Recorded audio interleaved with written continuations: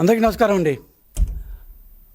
నీతి ఆయోగ్ నిన్న competitiveness and investment friendly index, competitiveness and investment friendly అంటే పెట్టుబడులకు అనుకూలంగా ఉండే రాష్ట్రాలు ఏవి అంటూ ఒక నివేదికను తయారు చేసింది. దాంట్లో 2024 దాకా డేటాను తీసుకున్నారు. 24 నుంచి చాలామందిని దాన్ని ఇంటర్వ్యూ చేశారు. 25వ సంవత్సరంలో ఆ బేస్ తీసుకుని ఒక రిపోర్ట్ ఇచ్చారు.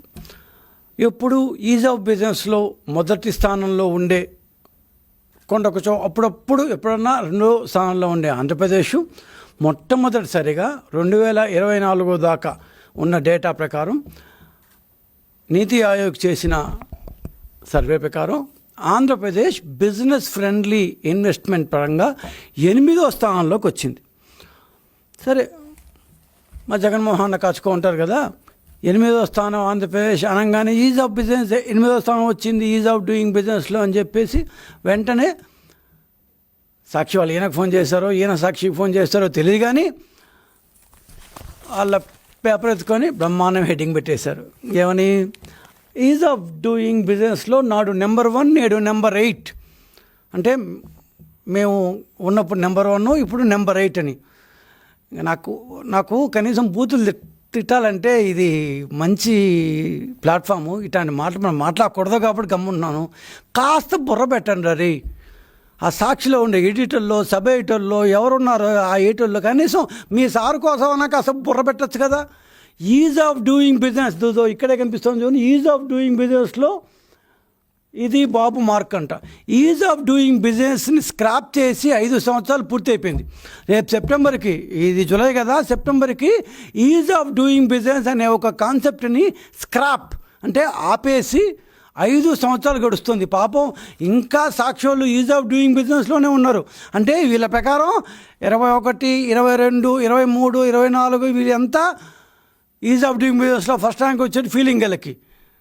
కొద్దిగా బుర్ర పెట్టండి రా బాబు. ఈజ్ ఆఫ్ డూయింగ్ బిజినెస్ని ఎప్పుడో స్క్రాప్ చేస్తారు. 5 సంవత్సరాలు అయింది. దాన్ని స్క్రాప్ చేసిన తర్వాత department of promotion of industries and internal trade, అంతర్గత ట్రేడ్ కోసం ఉన్న department business returns action plan కేవలం అంతర్గత వ్యాపారం కోసం మాత్రమే బిజినెస్ రిటర్న్స్ యాక్షన్ ప్లాన్ అంటూ చిన్న ఇండెక్స్ పెట్టింది. అదంతా ఎవరు దాన్ని కూడా పట్టించుకోలేదు. ఇది అయిపోయిన తర్వాత, ఎలక్షన్ జరిగిన తర్వాత, గవర్నమెంట్ మారిన తర్వాత దాదాపు 2024 నవంబర్ ఆ ప్రాంతంలో నీతి ఆయోగ్కి కేంద్ర మంత్రివర్గం ఒక ఇండెక్స్ తయారు చేయండి, ఏ రాష్ట్రం ఎంతంత ఇన్వెస్ట్మెంట్ ఫ్రెండ్లీగా ఉంది అని చెప్తే దీనికి డేటా ఏం కావాలి అంటే గత 5 సంవత్సరాలుగా, అంటే 2024 నవంబర్కి ముందు 5 సంవత్సరాలుగా ఏ డేటా అయితే ఉందో ఆ డేటాని కన్సిడరేషన్లోకి తీసుకొని దేశవ్యాప్తంగా ఉండే కంపెనీల ఓనర్లు కావచ్చు, సీఈఓలు కావచ్చు, ఫైనాన్స్ వాళ్ళు కావచ్చు, వాళ్ళతో మాట్లాడి ఏ స్టేట్ ఏ రకంగా ఇన్వెస్ట్మెంట్ పరంగా అనుకూలంగా ఉందో తయారు చేయమని నీతి ఆయోగ్కి చెప్తే 1.5 సంవత్సరం తర్వాత నీల్సన్ అనే ఒక సర్వేయన్సీ బేస్గా ఇన్వెస్ట్మెంట్ ఫ్రెండ్లీ ఇండెక్స్ అనే ఒక తయారు చేశారు. మన సాక్షులు ఏదేదో దేంట్లో ఇంతకు వీళ్ళకి అర్థం కాని ఏంటంటే పిచ్చోళ్ళు 5 సంవత్సరాలు అంటే 2019 నుంచి 24 దాకా ఇవాళ వీళ్ళు వేసుకున్నారే బుర్ర తక్కువ ఎదవలు, బుర్ర తక్కువ వాళ్ళు. ఇది ఈ 8వ స్థానం 2019 నుంచి 24 దాకా ఉన్న సంవత్సరానికి గాను వచ్చిన రికార్డు. అంటే ఏమీ చూసేదిలే, పరీక్ష ఇవాళ రాస్తాము, ఒక 6 నెలల తర్వాత దాని రిజల్ట్ వస్తుంది. పరీక్ష రాసే రోజు వైసీపీ అధికారంలో ఉందనుకోండి, పరీక్ష రిజల్ట్స్ వచ్చిన తర్వాత టీడీపీ వచ్చింది, రాసినవాడు ఫెయిల్ అయ్యాడు. అంటే ఇప్పుడు టీడీపీ దీంట్లో ఫెయిల్ అయ్యట, ఎగ్జామ్ రాసిన వైసీపీ దీంట్లో ఫెయిల్ అయ్యట. రాసింది ఎవరు ఎగ్జాము? వైసీపీ రాశారు ఎగ్జామ్ 5 సంవత్సరాల పాటు. 8వ స్థానం వచ్చిందా అని నీతి ఆయోగ్ చెప్పింది. ఎప్పుడు చెప్పింది? 1 సంవత్సరం దాకా చెప్పింది.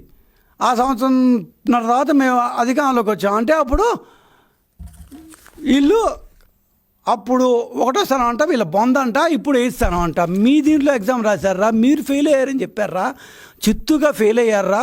ఒకటో is of doing business scrap చేశారు అన్న విషయం కూడా తెలియదు. నీతి ఆయోగ్ ఏమి ఇండెక్స్ ఇచ్చిందో కూడా చూడలేదు, ఎప్పుడు డేటానో కూడా చూడలేదు, ఏ సంవత్సరం నుంచి ఏ సంవత్సరం దాకా డేటా అప్లికబుల్ అవుతుంది అని కూడా చూడలేదు. ఆంధ్రప్రదేశ్ 8th ప్లేస్ అనగానే పరిగెత్తుకొని లగ్గెత్తుకొని దాన్ని పంచి ఎగ్గట్టి నేరు రాశారు. కొద్దిగా బుర్ర పెట్టి సావనరా. ఈ నీతి ఆయోగ్ అనేది మా యొక్క ప్రభుత్వానికి సంబంధించిన మార్కుల లిస్టు కాదు. సాక్షి ఇంకోసారి చూపిస్తున్నా ఈ సాక్షులకి, బుర్రతోకు సాక్షులకి. నాకు ఒక్కసారి పాపం జగన్మోహన్ రెడ్డిని చూస్తే బాధేస్తుంది, మా అన్నయ్యని చూస్తే. ఇట్లాంటి వాళ్ళని పెట్టుకుంటే, ఇట్లాంటి సాక్షిలో ఈ టైప్ ఆఫ్ ఈటర్ని పెట్టుకుంటే ఎప్పుడు బాగుపడేది చెప్పండి మీరు. ఈసారి 11 కాదు ఇంకా తగ్గినా కూడా ఆశ్చర్యమే లేదు ఇట్లాంటి వాళ్ళని పెట్టుకుంటే. కాస్త మీ సాక్షిలో ఉన్న వాళ్ళకి బుర్ర పెట్టమని చెప్పండి. మరి ఇంత బుర్ర తక్కువ వాళ్ళు పెట్టుకొని ఏం పేపర్ నడుపుతున్నావు బాస్ నువ్వు? ఈ నీతి ఆయోగ్ ఇండెక్స్ ఏ ఇండెక్స్లో అయితే ఇప్పుడు 8వ స్థానంలో వచ్చేసింది, ఆంధ్రప్రదేశ్ చంకలు గుద్దుకుంటూ వచ్చి హెడ్డింగ్ వేసుకున్నాడే, ఆ నీతి ఆయోగ్ ఇండెక్స్ 2019 నుంచి 2024 మధ్యకాలంలో వైఎస్ఆర్సీపీ పాలనలో జరిగిన ఆర్థిక అరాచకాలకు, అడ్డగోలు పాలనకు, చేతకానితనానికి నిలువెత్తు సాక్ష్యం. ఎందుకంటే వీళ్ళు చెప్పినట్టే, ఈ సాక్షి చెప్పుకున్నట్టే 8వ స్థానంలో వచ్చింది. 8వ స్థానంలో వచ్చిందని సంకలు గుద్దుకుంటూ వేసుకున్నారో, లేకపోతే ఈ పరీక్షల 5 సంవత్సరాల పరీక్షల రిజల్టు, పోస్ట్ మార్టం రిపోర్టు నీతి ఆయోగ్ ద్వారా ఇవాళ వస్తే ఇది మనం వాళ్ళ మీద దోసేస్తాంలే, మామూలుగా మనకు బురద వేయడం అలవాటే కదా, ఈ బురద వాళ్ళ మీద దోసేస్తాము, మామూలు జనాలు ఏమనుకుంటారు ఇప్పుడు వచ్చింది కాబట్టి ఈ 1 సంవత్సరానికి సంబంధించిందేమో ఇది, చంద్రబాబు ఏమీ చేయట్లేదని మనం కలరింగ్ ఇచ్చేయవచ్చు. మరి ప్రజల మీద అంత నమ్మకం లేదా మీకు? ప్రజల యొక్క బుర్రలు మీ అంత బుర్ర తక్కువ బుర్రలు అనుకున్నారా? కంట్రోలర్ ఆడిటర్ జనరల్ కావచ్చు, ఆర్బీఐ కావచ్చు, వీళ్ళ లెక్క తేల్చిన పాత డేటా ఆధారంగానే నీతి ఈ ర్యాంకులు ఇస్తుంది. ఇప్పటికిప్పుడు నువ్వు నేను రోజు న్యూస్ పేపర్లో మాట్లాడుకున్న దాని మీద బేస్ చేసుకుని నీతి ఆయోగ్ ఇవ్వదు. సో ఇప్పుడు వచ్చిన ఈ నీతి ఆయోగ్ ర్యాంకులు 2019 నుంచి 2024 వరకు జరిగిన వైఎస్ఆర్సీపీ పరిపాలన 5 ఏళ్ల పాటు 25 మార్చి నాటికి ముగింపు లెక్కలపై మాత్రమే ఆధారపడి ఉంటాయి. టీడీపీ కూటమి ప్రభుత్వం వచ్చింది జూన్ 24, మేము ఫుల్ టైం బడ్జెట్ పెట్టింది నవంబర్ 2024, 4 నెలలకు ఫుల్ టైం బడ్జెట్ పెట్టాం. మేమేంది ఇచ్చారు లెక్కలు? ఇంకా కనీసం ఆలోచించరట్రా.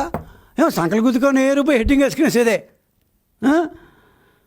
సో ఈ నీతి ఆయోగ్ ఇన్వెస్ట్మెంట్ ఫ్రెండ్లీనెస్ ఇండెక్స్ 2026లో నివేదిక వస్తే ఆ లెక్కలన్నీ దాదాపు పూర్తిగా 2019-24 మధ్యలో ఉన్న వైఎస్ఆర్సీపీ ప్రభుత్వం కాలం నాటి పనితీరును, అప్పటి ఆర్థిక పరిస్థితులను సూచిస్తూ వచ్చాయి. సో ఒక రకంగా చెప్పాలంటే 2019-24 మధ్యలో జరిగిన ఆర్థిక పోస్ట్ మార్టం ఇది. సరే ఆ 5 సంవత్సరాల పాటు మనం చాలా చెప్పాం. అప్పుడు జరిగిన ఆర్థిక అరాచకత్వము, ఆర్థిక విధ్వంసము ఏ విధంగా ఉండింది, రాష్ట్రం ఏ విధంగా నష్టపోయింది చాలాసార్లు మేము చెప్పాం. సరే, ఒక పొలిటికల్ పార్టీగా మేము చెప్పిన దాన్ని పక్కన పెడితే, భారతదేశంలో కల్లా అత్యంత రెగ్యులేటరీ ఆర్గనైజేషన్ నీతి ఆయోగ్ కూడా ఇవాళ అదే విషయాన్ని స్పష్టం చేస్తోంది. భారతదేశంలో 8వ స్థానానికి దిగజారిపోయింది. ఇంకా లోపల పోతే ఆశ్చర్యపరిచే ఉన్న ఈ యొక్క రిపోర్ట్లో ఏంటంటే, రాష్ట్రం చేసిన అప్పులు, మన జగన్మోహన్ రెడ్డి గారి దానికే కదా ఫేమస్. ఈ రాష్ట్రం చేసిన అప్పులు జిఎస్డిపిలో ఏకంగా 35%కు చేరిపోయాయంటే, మొత్తం అప్పులు వర్సెస్ మొత్తం total GSDP, gross state domestic product 35% దాటిపోయిందంట ఆయన చేసిన అప్పులు. సో ఇది 15వ ఆర్థిక సంఘం కూడా ఈ విషయం ఆల్రెడీ చెప్పింది. ఈ అప్పులన్నీ ఎందుకు చేశాము అంటే అడ్డగోలుగా బటనకేసాం. ఇది మాకెందుకు వర్తించదు అంటే 2023-24 దాకా ఉంది కాబట్టి, మేము అప్పటికి అధికారంలో ఇంకా రాలేదు కాబట్టి, అప్పటికి అధికారంలో ఉన్నది వైఎస్ఆర్సీపీనే కాబట్టి అధికారం వర్తిస్తుంది. ఓకే,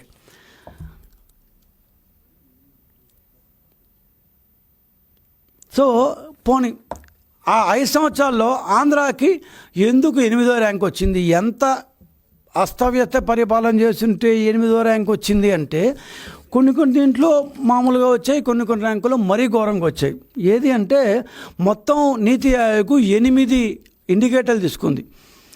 సో దాంట్లో ఫిజికల్ ఇన్ఫ్రాస్ట్రక్చర్ అంటే మౌలిక సౌకర్యాలు దాదాపు 68.4% బాగానే వచ్చినట్టు లెక్క. అది మేము 2014 నుంచి యాడ్ చేస్తాం కాబట్టి బాగానే వచ్చింది. మానవ వనరులు అండ్ సహజ వనరులు, మానవ వనరుల మీద టీడీపీ గవర్నమెంట్ ఎప్పుడూ చాలా శ్రద్ధ పెడుతుంది. దాంట్లో కూడా 61.2% వచ్చింది వైసీపీ గవర్నమెంట్లో. కానీ ఆర్థిక క్రమశిక్షణ, బాగా వినండి, ఆర్థిక క్రమశిక్షణ ఇంగ్లీష్లో ఫిస్కల్ ప్రుడెన్స్ అంటారు. ఫిస్కల్ ప్రుడెన్స్ అంటే ఆర్థికంగా ఇవాళ మన జీతం ఇంత అయితే మనం ఎంత ఖర్చు పెడుతున్నాము, మన ఆదాయం ఎంత, మన యొక్క సంపాదన ఎంత, ఈ సంపాదనలో మనం ఏ విధంగా ఖర్చు పెడుతున్నాము, దీన్ని ఆర్థిక క్రమశిక్షణ అంటారు. నీతి ఆయోగ్ తీసుకున్న 8 ఇండికేటర్లు ఇది ప్రధానమైన ఇండికేటర్. దీంట్లో వైఎస్ఆర్సీపీకి 100కి 9.9 మార్కులు మాత్రమే వచ్చాయి. 100కి 9.9. ఒక్కసారిగా మిగతా సబ్జెక్టులో అంతా వచ్చిన మార్కులు ఈ ఒక్క సబ్జెక్టుతో పోయింది. సో ఆర్థిక క్రమశిక్షణ పూర్తిగా లేదు, 90% లేదంట. 9.9% 100కి అంటే 91 మార్కులు పోయినాయి, 9% మాత్రం ఉన్నాయి. సో 9 మార్కులు వచ్చాయంట. డెట్ సస్టైనబిలిటీ అంటారు, అంటే అప్పుల స్థిరత్వం. అప్పులు ఎంత చేస్తున్నారు, మీ ఆదాయం తగినట్టుగా చేస్తున్నారా, ఆదాయం కన్నా ఎక్కువ చేస్తున్నారా, ఆదాయంకి అప్పులకి సంబంధం లేదా అనే ఇంకొక ఇండికేటర్. దీంట్లో 100కి 4.2 వచ్చాయంట. 100కి 4 మార్కులు. బుగ్గన అనే వ్యక్తి ఎక్కువ ఉన్నాడో మనకు ఆర్థికమని తెలియదు, కానీ ఇప్పుడు హైదరాబాద్లోనో అనంతపూర్లోనో ఉంటాడు. ఆయన ఎప్పుడు అమరావతికి అసలు రాడు. ఇంకే పని ఇక్కడ ఆయనకి. జగన్మోహన్ రెడ్డి గారు మీరు చేశారో, మీ ఆర్థిక మంత్రి చేశారో, మీ అడ్వైజర్లు చేశారో, మీరు మొత్తం కలిసి చేశారో. అప్పుల స్థిరత్వం, డెట్ సస్టైనబిలిటీ. మీరు మామూలుగా కంపెనీలు రన్ చేసేవారు, మీకు చాలా కంపెనీలు ఉన్నాయి. So you will be very well be knowing about debt sustainability. ఆదాయాన్ని బట్టి అప్పులు ఎంత చేయాలి. నీతి ఆయోగ్ మీకు 4 మార్కులు ఇచ్చింది. సిగ్గుపడాలి మీరు. You should feel ashamed of your self. 4.2 మార్కులు మాత్రమే ఇచ్చింది 100కి. 8 ఇంట్లో ఏదో చిన్న మేము వస్తుంటుంది, అన్నింటిలో బాగా వచ్చాయండి. ఒక లెక్కలో ఒక సోషల్లో మాత్రం 31 వచ్చింది, 4 మార్కులు వచ్చింది, ఫెయిల్ చేశారు, చిన్నపా బాధపడుతుంది. ఆ టైప్లో మిగతా 4 అప్పుడప్పుడు టీడీపీ వాళ్ళు చేసిపోయారు. మానవ వనరులు, సహజ వనరులు, మౌలిక సౌకర్యాలు దాంట్లో అంతా బాగానే వచ్చాయి. 2 దాంట్లో మాత్రమే ఆర్థిక క్రమశిక్షణ, దాంట్లో మాత్రం 9 మార్కులు వచ్చాయి 100కి.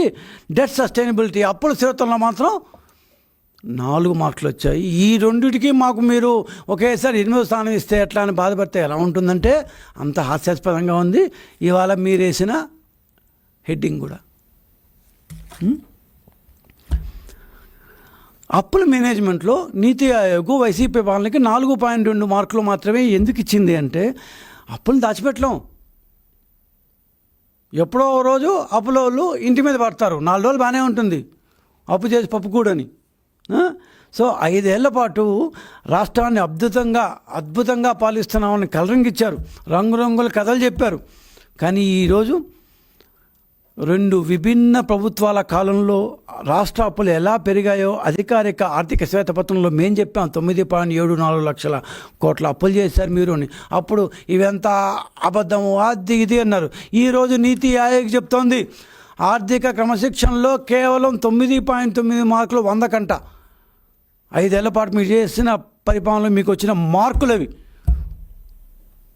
అప్పుల స్థిరత్వం, అప్పులు ఏ విధంగా చేయాలి, ఎంతెంత చేయాలి, ఆదాయాన్ని బేస్ చేసుకొని చేశారు లేదా అని దీంట్లో 4 మార్కులు వచ్చాయంట 100కి.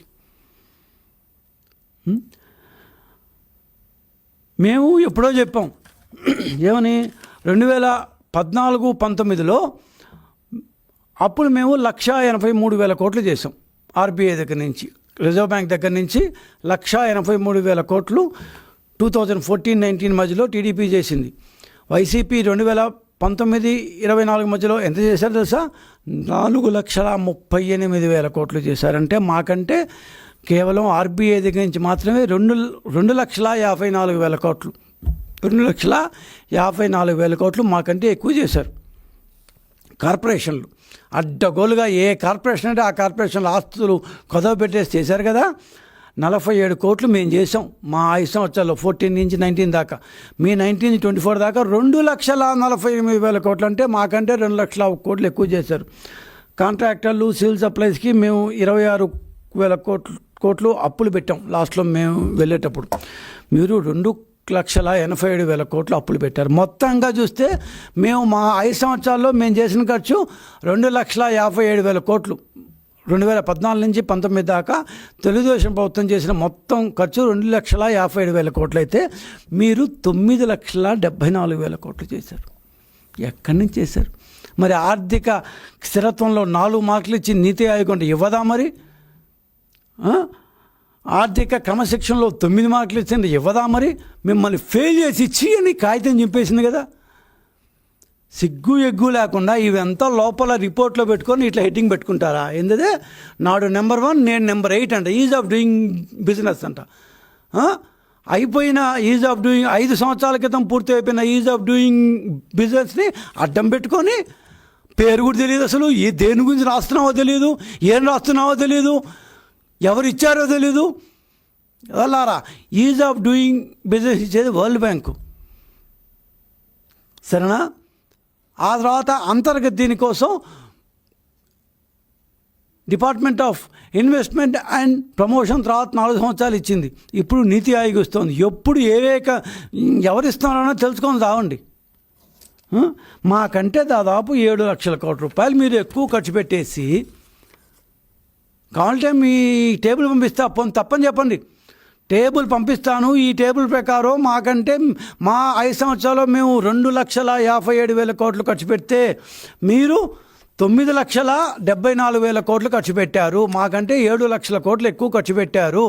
5 సంవత్సరాలే మాది, మీది కూడా 5 సంవత్సరాలే. మీరు 7,57,000 మాకంటే 7,57,000 కోట్లు ఎక్కువ ఖర్చు పెట్టారు. ఏం ఖర్చు పెట్టారు? ఎక్కడ ఖర్చు పెట్టారు? ఏ మందులో పోశారు, ఏ లిక్కర్లో పోశారు, ఏ సిమెంట్లో పోశారు, ఏ స్కూల్లో పెట్టారు, ఇంకే బట్టలు నొక్కారు, దొంగ బట్టలు లేని నొక్కారు, ఎక్కడ పోయినాయి ఈ 7,57,000 కోట్ల రూపాయలు? ఎక్కడికైనా సరే మేము చెప్పాం, అప్పుడు మీరు నమ్మలేదు. ఇవాళ మీరే చెప్తున్నారు. ఈ రిపోర్ట్ పెద్ద అక్షరాలతో తాడికాయంత అక్షరాలు తీసుకున్నారు. ఒక్కసారి ఎవరన్నా సరే ఇవాళ పొద్దున సాక్షిలో వచ్చిన ఈ రిపోర్ట్ బేస్ చేసుకొని ఇంటర్నెట్లో పోతే, నీతి ఆయోగ్ సైట్లో పోతే మొత్తం డీటెయిల్గా ఇచ్చినారు. ఈ 8వ స్థానం ఆంధ్రప్రదేశ్కి వచ్చిన మాట వాస్తవమే, డౌటే లేదు. కానీ ఆ 8వ స్థానం ఏ సంవత్సరాలకు సంబంధించి వచ్చింది? వైఎస్ఆర్సీపీ 5 సంవత్సరాలైన 2019-24 మధ్యలో సంవత్సరాల కోసం ఇచ్చింది. సిగ్గు లేకుండా ఎలా హెడ్డింగ్ వేసుకుంటారు? సిగ్గు లేకుండా ఎలా హెడ్డింగ్ టైటిల్ ఎలా వేసుకుంటారు? ఎక్కడైనా సరే నాతో చర్చించినా పర్లేదు, మా అధినాయకుడితో చర్చించినా పర్లేదు, ఎవరితో అయినా సరే ఎక్కడైనా సరే మా బాలయ్య బాబు చెప్పినట్టు ఎనీ ప్లేస్ ఎనీ టైం. మొన్న కూడా ఒక ఛాలెంజ్ చేసినట్టున్నాం, ఇంకోసారి చేస్తాం. Any place any time. ఎలా ఖర్చు పెట్టారు? మేము ఎందుకు అంత తక్కువ ఖర్చులోనే మేము అంత బాగా ఎట్లా చేస్తాం? మీరు ఇంత ఖర్చు పెట్టినా కూడా ఇంత ఘోరంగా ఎలా చేశారు? నీతి ఆయోగ్ లాంటి దేశ రెగ్యులేటరీ ఏజెన్సీ, అధికృత రెగ్యులేటరీ ఏజెన్సీ, డైరెక్ట్గా ప్రైమ్ మినిస్టర్కి రిపోర్ట్ చేసే రెగ్యులేటరీ ఏజెన్సీ నీతి ఆయోగ్, ప్లానింగ్ కమిషన్. ఇది ప్లానింగ్ కమిషన్. నీతి ఆయోగ్ మీకు ఆర్థిక క్రమశిక్షణలో 9 మార్కులు ఎందుకు ఇచ్చింది? 100కి 9 మార్కులు అంట. ఒకసారి ఆ రిపోర్టు పోతే మీ బండారం మొత్తం బయలుదేరుతుంది. బయట బాగా తన్నుకుంటూ అటకలో నుంచి స్కెల్టన్లు బయటపడతాయి. అప్పుల స్థిరత్వంలో 4 మార్కులా? మేము ఊరికే అప్పుడు మిమ్మల్ని తిట్టలేదు. రోజు ఇదే ఈ ప్లాట్ఫామ్ నుంచి చాలాసార్లు చెప్పాము, ఇన్ని అప్పులు చేయొద్దని రా, అప్పులు ఘోరం అయిపోతున్నాయిరా, మనం నాశనం అయిపోతాను రా అంటే అప్పుల స్థిరత్వం మీద మీ నీతి ఆయోగ్ కేవలం 4 మార్కులు ఇచ్చింది. అసలు ఇన్ని అప్పులు ఎట్లా చేశారు డీటెయిల్గా మనం పోవచ్చు. ఏమంటే కేంద్ర ప్రభుత్వం ఎఫ్ఆర్బిఎం వల్ల డైరెక్ట్గా అప్పుల దొరకను గ్రహించి కార్పొరేషన్ ద్వారా ఏపీ స్టేట్ డెవలప్మెంట్ కార్పొరేషన్ లాంటి నీడ సంస్థలు, షాడో సంస్థలను సృష్టించారు. చివరికి రోజువారీ మద్యం ద్వారా వచ్చే అమ్మకాల దగ్గర నుంచి, ఆ లాభాల దగ్గర నుంచి అసెంబ్లీకి కూడా తెలియకుండా, అసెంబ్లీలో పెట్టకుండా, ఆమోదం తీసుకోకుండా ఆస్తులను కొదవబెట్టారు. దొడ్డిదారిన దాదాపు 2 లక్షల పైచీల కోట్లను కార్పొరేషన్లు అప్పు తెచ్చి దాన్ని తెచ్చి మళ్ళా ఖజానాలో వేసుకొని దాన్ని మళ్ళా మీ ఇష్టం వచ్చి వాడుకున్నారు. 1 కాదు 2 కాదు. మరి ఆర్థిక క్రమశిక్షణ అంటే ఇదే. మరి ఊరికి ఎందుకు వస్తాయి 9 మార్కులు 100కి? షాడో డెట్ అంటారన్నమాట. సో పైకి బటన్ నొక్కి నగదు బదిలీ చేస్తున్నాం డబ్బా కొట్టుకుంటూ, లోపల ప్రభుత్వ బిల్లులను చెల్లించకుండా 2,57,000 కోట్ల రూపాయలు అప్పులు పెట్టేసిపోతారా? 2,57,000 కోట్ల రూపాయలు కాంట్రాక్టర్ల దగ్గర నుంచి ఉద్యోగుల డిఏ బకాయిల దగ్గర నుంచి రిటైర్ అయిపోయిన వాళ్ళ గ్రాట్యుటీ దగ్గర నుంచి చిన్న చిన్న వాళ్ళు పెయింటర్లు వాళ్ళకి వీళ్ళకి ఇవ్వాల్సిన డబ్బులు రకరకాల వెండర్లకి 2,57,000 కోట్లు అప్పు పెట్టేసిపోయారా? 5,300 కోట్ల రూపాయలు ఫీజు రీఎంబర్స్మెంటు అప్పు పెట్టేసిపోతారా? మేము బ్రహ్మాండం చేసామంటారా? అందుకే మీకు 4 మార్కులు ఇచ్చింది నీతి ఆయోగ్, మీకు 4 మార్కులు ఇచ్చింది. అప్పుల యొక్క స్థిరత్వం, డెట్ సస్టైనబిలిటీ ఇండెక్స్ మీద 4 మార్కులు. సిగ్గులేదా? 4 మార్కులు తెచ్చుకోను. ఒకసారి ఆ రిపోర్ట్ పోయి కనీసం చదువు ఉండాలి కదా. ఆ రిపోర్ట్ చదవకుండా నేరుగా మొత్తం బురద మా మీదే వేసేద్దామని నేరుగా వచ్చేసేయడమే ఎగేసుకొని. డీటెయిల్గా చెప్పచ్చు ఇంకా వరుసగా, కానీ చాలాసార్లు చెప్పాం. ఇవాళ జరిగింది ఏంటి అంటే, ఓ రకంగా మేమందరం నీతి ఆయోగ్కి కృతజ్ఞతలకు we should be gracious to them. Why because ఇన్ని రోజులు మేము చెప్పాం, ఈరోజు పోస్ట్ మార్టం రిపోర్ట్ని నీతి ఆయోగ్ ఇచ్చింది. నీతి Aayog has given the post mortem report of your 5-year rule. ఇంత ఘోరంగా చేశారు. మొత్తం మీద 48% అప్పుల స్థిరత్వం మీద 100కి 4 మార్కులు, ఆర్థిక క్రమశిక్షణ మీద 100కి 9 మార్కులు. ఇది మీరు 5 సంవత్సరాల పాటు తెచ్చుకున్న మార్కులు. సిగ్గు లేకుండా దాని మళ్ళా పక్కల హెడ్డింగ్ ఒకటి. మీ బతుకులు తేడా. ఇంకోటి గవర్నమెంట్ పాలసీ 100కి 41 మార్కులే వచ్చాయండి. అసలు మనకు పాలసీ ఏడిస్తే కదా గవర్నమెంట్ పాలసీ. మీరు ఉన్నప్పుడు నిన్న లోకేష్ గారు జయదేవ్ గల్లా గారికి, సార్ మీరు బ్రహ్మాండంగా ఎప్పుడు మీరు హైదరాబాద్లో పోయి ఇక్కడి నుంచి వీళ్ళు వైసీపీ గవర్నమెంట్ సర్వేస్తే హైదరాబాద్లో పోయి బ్రహ్మాండం కట్టారు, చాలా బాగుంది బిల్డింగు. చూస్తే నాకు బాధేసింది.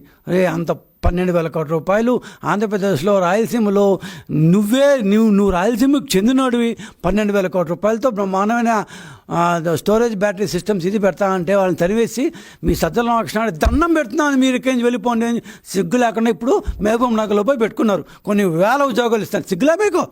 వేల ఉద్యోగాలు పోయాయి కదా బాబు.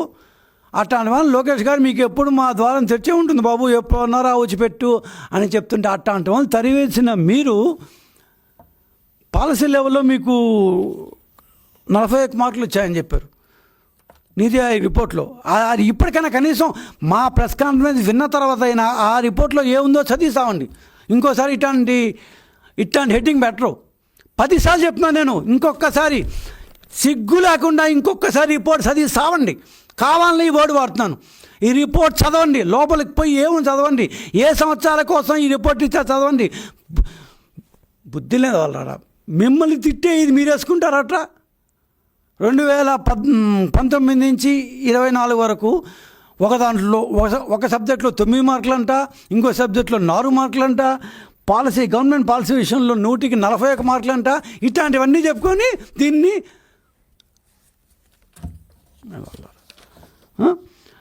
గ్రౌండ్లో ఉన్నప్పుడు పెట్టుబడులు అడిగినప్పుడు కాగితాలు బాగున్నప్పుడు ఇట్లా అన్నీ ఇవ్వాలి, చేయాలి.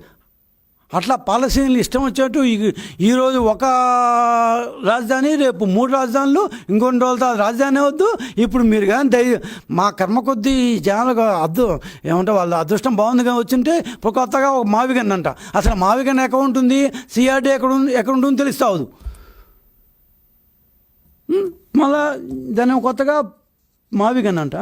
ఏకపక్షంగా తొగ్గుల నిర్ణయాలు, గ్రీన్ ఎనర్జీ కర్నూలులో సోలార్ వాళ్ళు పెడితే గ్రీన్ ఎనర్జీ రాగానే మనకు వాళ్ళు పెట్టేస్తే మనకేం వచ్చేది, మన కమిషన్లో వాళ్ళు మొత్తం రద్దు చేసేయన్నారు. చివరికి జపాన్ గవర్నమెంట్ సాఫ్ట్ బ్యాంక్ అని ఉంది వాళ్ళది, పెద్ద బ్యాంక్ అది. ఆ సాఫ్ట్ బ్యాంక్ జపనీస్ గవర్నమెంట్కి రిపోర్ట్ చేస్తే దానికి పెట్టుబడి పెట్టిన వాళ్ళు దాన్ని కర్నూలులో సోలారు దీనికి దాని యొక్క పీపీఏలు పవర్ పర్చేజ్ అగ్రిమెంట్ రద్దు చేస్తే ఆ కంపెనీలు సాఫ్ట్ బ్యాంక్ చెప్తే, సాఫ్ట్ బ్యాంక్ జపనీస్ గవర్నమెంట్ చెప్తే, జపనీస్ గవర్నమెంట్ ఇండియన్ గవర్నమెంట్ చెప్తే మొట్టిగా వేస్తే ఢిల్లీ నుంచి మూసుకొని మళ్ళా అదే అప్పటి ఐఏఎస్ ఆఫీసర్ శామ్యూల్ ఎక్కడున్నాడో ఇప్పుడు ఆ శామ్యూల్ గారు మళ్ళీ ఇంకో ప్రెస్ కాన్ఫరెన్స్ పెట్టి లేదు మేము అదే రద్దు చేస్తున్నామని నంగినంగా చెప్పాడు. మరి పాలసీలో 40 మార్కులు వస్తాయంటే రావా? ఇది మీ 2019-24లో మీ యొక్క ఏమంటారు మీ స్థాయి అంటే ఏంటి, అసలు మీ యొక్క పరిస్థితి అంటే ఇది. ఒక దాంట్లో 4 మార్కులు, ఒక దాంట్లో 9 మార్కులు, ఒక దాంట్లో 41 మార్కులు. సరే మీది అయిపోయింది, మేము వచ్చాము. ప్రతి సంవత్సరానికి అన్నారు ఫస్ట్ కాదు 2 ఇయర్స్కి వస్తారు, మళ్ళీ 28లో వస్తుంది. ఇదే దీంట్లో మనం ఉంటాము. ఈసారి ఎన్ని మార్కులు వస్తాయో చూద్దాం. ఛాలెంజ్ చేస్తున్నాం. ఈసారి మనకి ఎన్ని మార్కులు వస్తాయి మేము చెప్తున్నాం. ఈసారి ఖచ్చితంగా 1, 2, 3లో ఉండి తీరుతాం. 2016లో ఈజ్ ఆఫ్ డూయింగ్ బిజినెస్ పెట్టినప్పటి నుంచి ఫస్ట్ టైం కావాలి మనం సెకండ్ ప్లేస్లోకి వచ్చాం. ఆ తర్వాత నుంచి ఎప్పుడు 1వ ప్లేస్లోనే ఉంటూ వచ్చాం. 2021లో స్క్రాప్ చేసేదాకా కనీసం స్క్రాప్ చేశారు ఈజ్ ఆఫ్ డూయింగ్ బిజినెస్ అన్న విషయం కూడా తెలియకుండా ఈజ్ ఆఫ్ డూయింగ్ బిజినెస్ అని చెప్పి హెడ్డింగ్ పెట్టుకుంటావా? మీ సాక్షి ఏంటంటే మేంగానైతే తీసి కొట్టినామని. ఆ సాక్షి ఎటు పేరు నాకు తెలియదు, వర్దెల్ల మురళి అనుకుంటాను. కనీసం హెడ్డింగ్ పెట్టేప్పుడు చూడవా మురళి గారు, తప్పులు తడకలు పెట్టుకొని ఆర్టికల్ రాసేది కాదు. ఈజ్ ఆఫ్ డూయింగ్ బిజినెస్ ఎత్తేసి 5 సంవత్సరాలు అయింది. అది ఒక నువ్వు పేపర్ని నడిపేస్తున్నావు. మిస్టర్ వర్దెల్ల మురళి ఏం గారిగా వస్తున్నావు? దానికి తోడు మా మీద బురదల్లడం. మేము హామీ ఇస్తున్నాం, ఖచ్చితంగా పెట్టుబడిదారుల నమ్మకాన్ని ఎప్పుడు మేము నిలబెడతాము అనే విషయం ఇప్పుడు కాదు ఎప్పుడు చెప్తున్నాం. ఆర్థిక క్రమశిక్షణ మీకు దేంట్లో ఏదో 9 మార్కులు వచ్చాయో దాంట్లో 90 మార్కులు తెచ్చుకునే శక్తి మాకుంది. అవి ఎప్పుడు చూపించాం కూడా, ఈసారి కూడా మేము చూపిస్తాం. అప్పుల భారాన్ని తగ్గించి రాష్ట్రాన్ని అప్పులు ఊపి ఉండి క్రమంగా బయటపడేస్తాము. వైఎస్ఆర్సీపీ పెండింగ్లో పెట్టిన 1000 కోట్ల పారిశ్రామిక రాయితీల బకాయిలు మేము ఒక్కొక్కడుగా తిరుగుతున్నాము.